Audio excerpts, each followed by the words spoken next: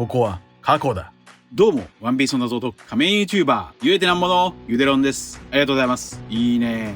チャンネル登録してね。今回は週刊少年ジャンプ2022年49号、ワンピース最新話1065話、6人のベガパンクを考察していきます。一緒に考えていきましょう。よろしくお願いします。まだ読んでいない人やコミック派の人は多いネタバレを含む内容です。さらに最新話の考察の場合は、語呂合わせ考察が続きますから、苦手な人は今すぐ動画をストップしてください。よろしいでしょうか？行きましょう。1065話のスタートは、サニー号を守るために船に残ったゾロとブルック、そしてカリブーもいます。ゾロはカリブーに感謝をしつつ、ありがとう、降りろと、はっきり言います。エクエットは政府の島ですから、カリブーは嫌がっています。これが1065話の話数の語呂合わせ、一つ目、ドロンコ。ドロンコでしょう。場面は変わってベガパンクの研究所。動く階段、エスカレーターに驚く麦わらの一味。その動力源は火だと言います。これが1065話の話数の語呂合わせ二つ目、動力源。動力源でしょう。そんな動力源である火についてリリースは、もし消えない炎がこの世にあれば太陽を作れるのにと言います。なんとベガパンクは太陽さえも作りたい。いや太陽系宇宙さえも作りたいのか。それにしてもなぜこの1065話でこの発言を残したのでしょうか。1065話とつながる165話にも65話にも太陽とつながる話はありません。これはもしかすると話数の反転。前回こちらの動画では話数をひっくり返すと話がつながる話数の反転を考えてみました。1065話をひっくり返すと5601。0をノーカウントにすれば561話。561話の語呂合わせはゴムの人。561話には逆さまにひっくり返るルフィ。それはゴムゴムがひっくり返ったニカのイメージか。ルフィは561話でミホークに能力や技じゃない、その場にいる者たちを次々に自分の味方につけるこの海において、あの男は最も恐るべき力を持っている。そう言われています。太陽のような男、太陽の神ニカ、ゴムの人、ルフィです。つまり65話、56、ゴムの反転イメージ。そして65話でゼフは一本の槍について話しています。それは太陽の神ニカのイメージなのでしょう。そして前回の動画では話数の反転はごく稀にしか仕掛けていないと考えましたが、もしかするとまさか最終章からは毎回仕掛けているかもしれません。1065話のタイトルは6人のベガパンク。ベガパンクの猫、サテライトが全員集合していますが、1065話の反転話数561話ではベガパンクが作ったパスフィスタが頂上戦争に集結しています。これらのことから今後は毎週話数の反転も考えていきましょう。脱線しましたが、1065話の太陽と561話の太陽の神ニカは繋がっていそうです。そしてベガパンクは動力源である火について何を燃やすかを考えたと言います。ベガパンクは何を燃やして動力源に使っているのでしょうか。それは例えば腎臓、メラメラの実。メラメラの実は441話で太陽と同一視されていました。ちなみに441話は太陽の神ニカが覚醒した1044話の反転話数です。とにかくベガパンクは腎臓、メラメラの実を作っていた。ベガパンクは悪魔の実を研究していますし、99巻 SBS ではベガパンクはロギア系やパラミシア系、幻獣種の腎臓悪魔の実を研究していると語られています。これらのことからエクエットの動力源として腎臓、メラメラの実が使われ、姉妹エアコンを作り出し、エクエットを南国のように変化させている可能性はあります。それが消えない炎、腎臓、メラメラの実でしょうか。話を本編に戻しましょう。研究所に入る麦わらの一味。ここでリリースはなぜか壁をすり抜けて入ります。これが1065話の話数の語呂合わせ3つ目、通り越す。通り越すでしょう。ここで姿を見せずに関西弁のエジソンが登場。エジソンの言う通り研究所を進むと、なんとセラフィム04、子供なのに巨大なジンベエがいます。相変わらず無言のセラフィムは手からビームをいきなり放つ。しかしナミは子供の姿のジンベエに手が出せない。これが1065話の話数の語呂合わせ4つ目、手は向こう。手は向こうでしょう。こちらの語呂合わせは2週間前に予測できましたが、それは黒ひげの悪魔の実の向こうだと考えていました。手が出せないナミに対してセラフィムジンベエはなんと地面を泳ぎます。それはまるでセニョールピンクの能力、腎臓スイスイの実。やはり SBS で予告されていたように、ベガパンクはシーザーとは違い、パラミシア系の悪魔の実のコピーも作れる。魚人プラススイスイの実は相性抜群の能力です。さらにこれまで同様、キザルのレーザーも装備しています。つまりセラフィムはある意味悪魔の実の能力を複数所有している。それはまるで黒ひげのように。そんなセラフィムジンベエは無抵抗なナミの首を絞めます。よし、死刑。ナミさんをやられたサンジはもちろんぶち切れます。サンジの炎の蹴り、ロビンの花々、ウソップの緑星、フランキーのビーム、セラフィムジンベエこと S シャークに怒涛の攻撃。ここで登場したのはパンク03エジソン。なんとロボットです。さらにもう一人のロボット、パンク04ピタゴラスも登場しました。そのデザインはまるで僕と小田先生の世代が大好きなロボダッチ卵ロー。エッグヘッドだけに麦わらの一味との戦闘で新たな発明のアイデアをひらめいた想像力のエジソンは図面を引くために部屋を出て、ピタゴラスは知識をインプットしています。これが1065の和数の語呂合わせ5つ目。自由利口、自由利口でしょう。人のあるべき形から解放されたベガバンクはまさに自由自在、自由で利口なロボットたち。ここで注目したいのはピタゴラスのセリフ、体験は血統因子に記憶されていくです。これは以前の動画で考えたように、ハンコックのセラフィムにはルフィを好きだというハンコックの体験が記憶されているかもしれません。さらにもう一つ、1065の和数の語呂合わせ6つ目はトゥーロゴス。トゥーロゴスでしょうか。古代ギリシャ語でそれはロゴス。ロゴスとは古代ギリシャ哲学の概念で、それは論理的に語られた言葉、神の言葉、理由です。聖書ヨハネの黙示録では、神の前に初めにロゴスはあった。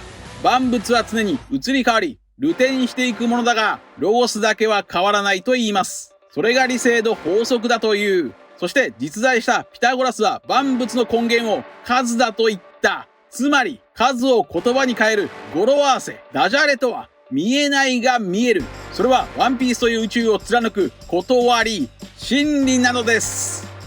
はぁ？古代ギリシャ哲学の概念に頭が狂いそうになりましたが、ここで面白いのは理性、ロゴスの反対が空想、ミトスであるという点です。神の前に存在した理性、ロゴスによって作られた未来都市エッグヘッドのホログラムを見たボニーは、まるで空想世界だと表現していました。理性、ロゴスによって作られたのは真逆のミュトス、空想世界。このあたりの深い表現がワンピースの醍醐味です。さらにこのロゴスには三位一体という意味も含まれます。1065話ではエジソン、ピタゴラス、ヨーク3人のベガバンクによる三位一体が表現されています。ただし実際のベガバンクは三位一体どころか6人一体の関係性でしょうか。猛スピードでアイデアを変えていくエジソンは、代わりに飯食うてくれヨークと食事や排泄、そして睡眠すらもバンク06ヨークに全て任せます。ヨークは人型の大ぐらいの女の子です。ヨークの役割は食って出して寝るだけ、食う出すねーる。そしてやはり6人一体ベガバンク。ベガバンクは6人に分割され、それぞれに役割がある。それはもはや人を超越した存在。これが1065の和数の語呂合わせ7つ目。人の向こう。人の向こうでしょう。こちらは2週間前に語呂合わせも内容も予測できました。人を超越した人の向こう。6人のベガバンクが1065話に全員登場しました。これは半月前10月15日 Twitter で予測できました。さらに2週間前 YouTube でもこのように考えました。こちらです。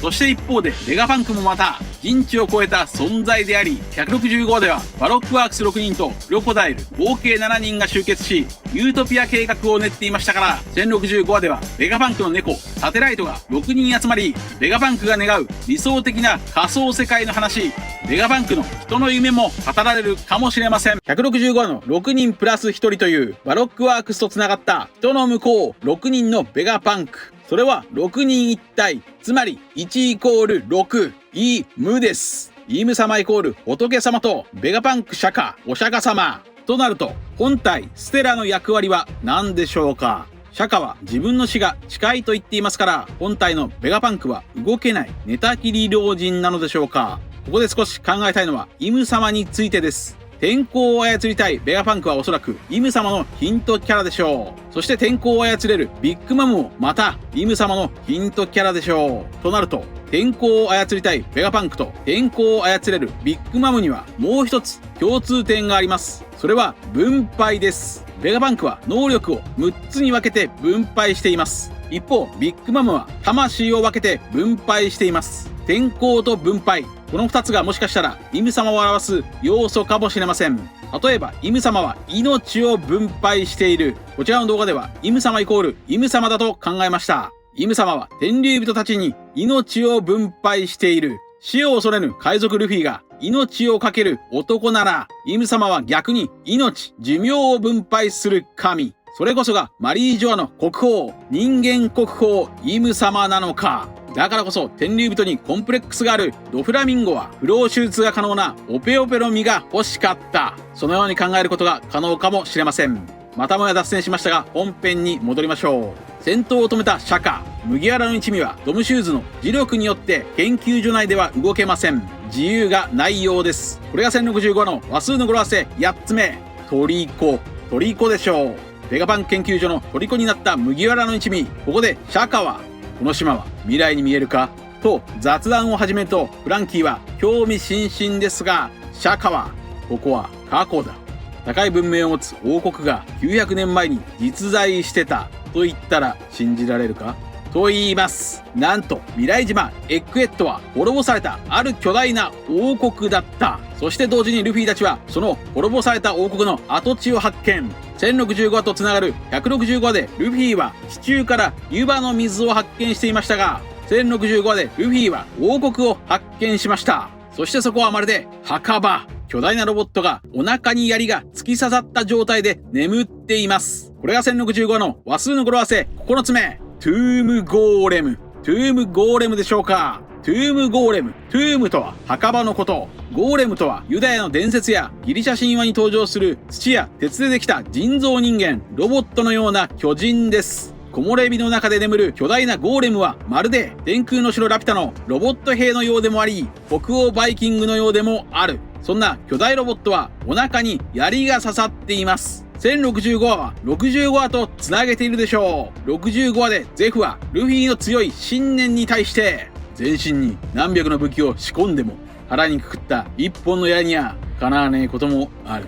そのように言っていました。腹にくくった一本の槍と腹に刺さった一本の槍。そしてルフィは1065話で槍ではなく鉄パイプを握っていますが、ここから読み解けるのは滅ぼされた王国はルフィことジョイボーイ、太陽と関係があり、そして1065話とつながる165話のタイトルは作戦名ユートピア。クロコダイルはアラバスタに巨大兵器が眠っていると信じて、それを手に入れることで理想郷を作ろうとしていました。こことつながるイメージなら、滅ぼされた王国はその昔人々の理想郷だった。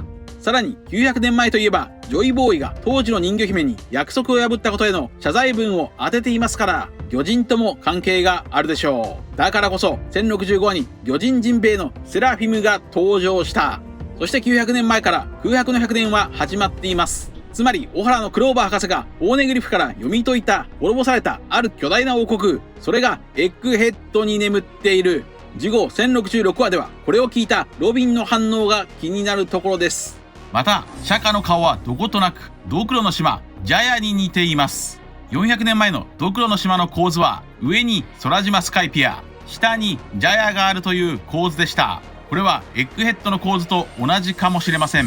エッグヘッドの上には空島の島雲と海雲、下には滅ぼされた王国が発見されています。となるとドクロの島は月の民たちが住んでいましたから、エッグヘッドにはかつて太陽の民たちが住んでいた。いや、太陽の神が住んでいた。それは夜明け、ドーン、D の一族なのか。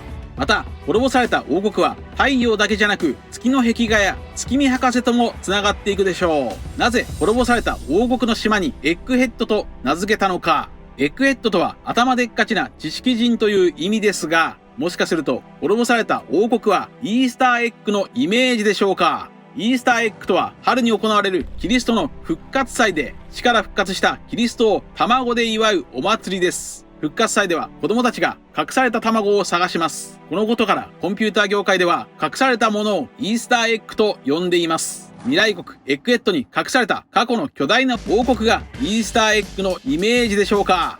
そんな滅ぼされた王国の名前は2年前にドーン王国、夜明けの国だと考えました。なぜなら395話でクローバー博士が銃で撃たれる時、かつて栄えた王国の名はドーン王国。それは D の国。そしてもしかすると月見博士もヒントかもしれません。月見博士はベガパンクと同じ未来国バルジモア出身ですが、月見博士の月見とは月を見る。そして日本で月と卵といえば月見うどん。月見うどんとはうどんに落とした卵を月に見立てた名前であり、それはエッグヘッドにも通じる同じ卵であり月見うどん。そしてエッグヘッドはポーネグリフを製造できるワノ国の近くにありますから、もちろん光月家ともつながるでしょう。そんな超古代文明の国を世界政府は封印している。エッグヘッドは世界政府の島です。しかし一方でベガパンクは革命軍ドラゴンともつながっています。ここで考えたいのはルフィの母親です。2年半前、こちらの動画では完全なるルフィとサンジの真逆の表裏一体からサンジの母親ビンスモークソラのキャラクター設定を真逆にすればルフィの母親がわかるだろうと考えました。こちらです。サンジの母親ソラは性格が優しい王妃でジャッジに実験台にされていた。体は弱く寝たきりだった。これらの設定をとりあえず全て逆にしてみます。ルフィの母親は性格が激しい海賊または奴隷で、革命軍ドラゴンと一緒に歴史の研究をしていた。とても活動的だったといった設定になりそうです。まずソラの優しい性格を逆にすると、ルフィの母親は激しい性格だと考えられます。次に王族と逆となる存在は海賊か奴隷でしょう。そしてジャッジと表裏一体の関係を持つ人物は革命軍ドラゴンです。さらに実験台の逆は何かの研究をしていた人となるので、ワンピースの世界でドラゴンに関係があり何かの研究をしている人といえば、革命軍が革命の灯火と呼ぶロビンやロビンの母親オルビアと同じ空白の100年を追う考古学者だったのではないでしょうか。こちらではルフィの母親は研究者、考古学者だと考えましたが、考古学者ではなく科学者だったらどうでしょうか。もしもルフィの母親が科学者でベガパンクとつながるなら、ドラゴンはベガパンクやルフィの母親を通して世界の秘密を知り革命を決意するきっかけになったかもしれません。以上です。滅ぼされた王国の秘密、空白の100年の秘密、悪魔の実の秘密、古代兵器の秘密、黒ひげの秘密、ワーテルの秘密、月との関係性、全てが明かされそうなエッグヘッド編が面白くなってきました。続いてはいつものように次号1066話の展開を話数の理論から考えていきましょう。1066話の話数の語呂合わせ予想、一つ目はトゥームローバー。トゥームローバーというのはどうでしょうか。トゥームローバーとはつまり墓嵐、滅ぼされた王国の跡地を引き続きルフィが探索するのか。1066話の話数の語呂合わせ予想、二つ目は数週間前に予告したように0を前につけてドリーム。ドリーム、夢というのはどうでしょうか。1066話は66話と166話につなげてくるでしょう。ここではサンジが自分の夢や信念一本の槍を諦めているとゼフに指摘されていますが、この66話とつなげるなら900年前に滅んだ王国、その王国の思想、ついえた夢が語られるかもしれません。66話ではドン・クリークが敗北しています。ならば1066話ではドーン王国が敗北した話なのか。そしてベガパンクはその王国の思想をクローバー博士と同じように復活させたいかもしれません。それがベガパンクやドラゴンの夢 D の意志なのかもしれません。1066話の話数の語呂合わせ予想、3つ目は0を前につけてワーテルロー。ワーテルローというのはどうでしょうか。ローの隠された意味名はワーテル。そんなワーテルは滅ぼされた王国と関係がある。滅ぼされた王国が D の国なら、ワーテルとはその王族なのか。これは天空の城ラピュタがヒントになるかもしれません。例えばシータの本名はリシータ・トゥエル・ウル・ラピュタ。ウルはラピュタ語で王、トエルは真を意味しており、合わせてシータの名前は真のラピュタ王を表していました。一方、ムスカ大佐の本名はロムスカ・パロ・ウル・ラピュタ。こちらはトゥエル、真ではなくパロ、従属という名前であり、ムスカ大佐は王族の分家、副ラピュタ王という意味でした。これらのことからワーテルも王族の名前かもしれません。しかもワーテルが分家の方なら、ルフィは本家の本名があるかもしれません。また1066話は166話のクロコダイル VS ミスター3に対応するかもしれません。クロコダイルは黒ひげに対応し、ろうそく人間ミスター3はロー、つまりローに対応しそうですから、ローの敗北が予想されますが、どうなんでしょうか。最後に1066話の反転話数も考えましょう。1066話をひっくり返すと6601、661話追いはぎの出る湖、661話の話はルフィ VS チャヒゲ、ロー VS スモーカー。チャヒゲの攻撃で海に落ちてピンチのルフィたち。そこへブルックが救出に現れていますから、黒ひげ VS ローの戦いにおいても誰かが救出に来るのでしょうか。もしくは661話でローは心を入れ替えていますから、心臓や悪魔の実を奪い合う戦いになるのか。以上です。皆さんはどう思われましたか？ご意見や考察してほしいなどがあればコメント欄までよろしくお願いします。ありがとうございました。チャンネル登録やコメントよろしくお願いします。